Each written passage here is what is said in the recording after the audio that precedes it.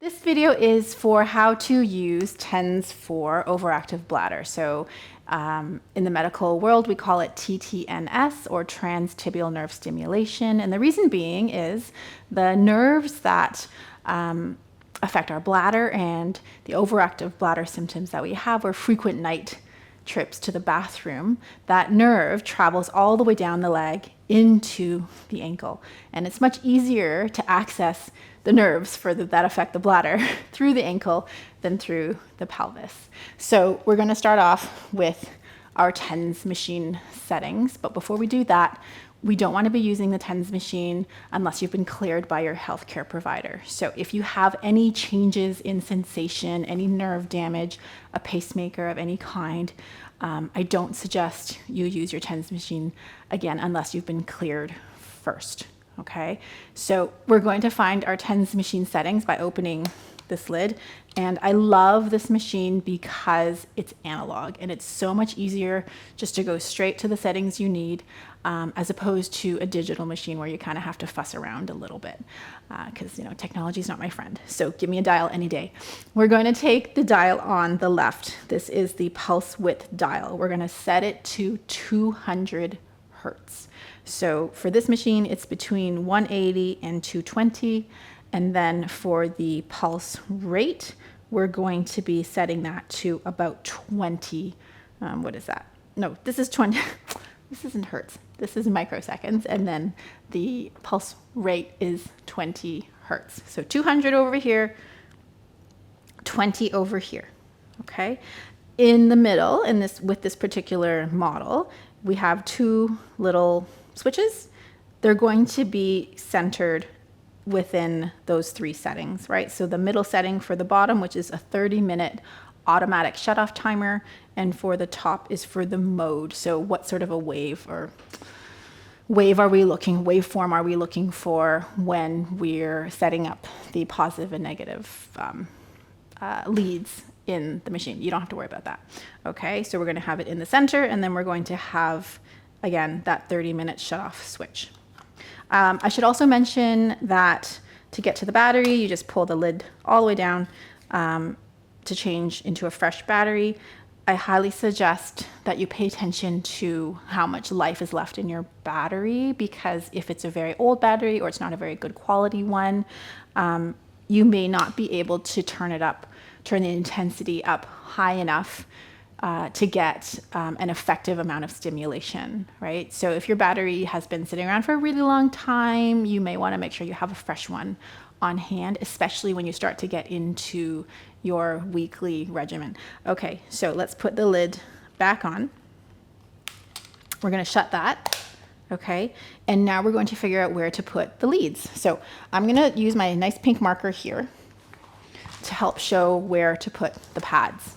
Okay, so pulling up my legs, or not my legs, my pant leg, we have the apex of the ankle bone. I'm going to mark that off here. That's the pointiest bit.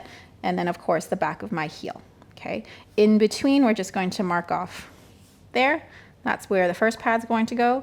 And then we're going to also use this apex point to take a measurement of about 3 finger widths. So we're going to take a measurement about here. Okay, we're also going to figure out where the shin bone is. So for me, it's kind of here. So I'm going to mark that off about there. All right, so we've got one point here and one sort of a corner here. Taking our pads out, we want to make sure that they're nice and sticky. If you feel like you need to replace the pads every several sessions, that's perfectly normal, especially if you have the self-sticking ones. They can sort of lose stickiness over time. So the first one I'm going to place right here, right over the X, and I've got the lead pointing up because if I want to walk around, it's not going to get caught up and I'm not going to trip on it. And then the second one, I'm going to just cover over that little corner piece that I just made, or that little right angle that I just made. And same thing, I've got the leads pointing upwards. Okay, so from here, let's get our lead wires. Okay, and we're going to pop these in here. I've got my red one at the top and my black one down here. Okay, and before I connect the wire, if this is your first time using your machine, and you're feeling nervous about it, you may find it helpful just to practice turning the knob, right? So if I turn it all the way to the off position here, I'll hear a click, and then you can sort of understand just how much force is required to turn the knob up and then down.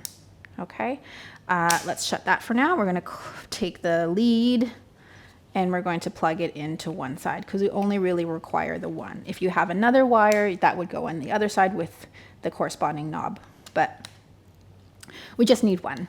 We're going to go very, very slowly to turn the dial on until we feel a tingle. So I feel a very, very faint tingle, and I'm going to continue to turn up the intensity of the stim until it feels strong. It should be tolerable, but strong enough that it is quite noticeable, never painful. The rule of thumb is I tell people, you know what, it should be strong, but not so much that you can't tolerate it for the full 30 minutes. So a few notes with choosing the amount of intensity. We need to be mindful that, as I said before, the battery or the quality of your battery, the life left in your battery will directly impact what number you have the dial at. So if it's a fresh battery, I may only require like a level 3 before I feel it to feel quite a strong sensation. But if it's an old battery, I might have to turn it up to even like a 7 or an 8.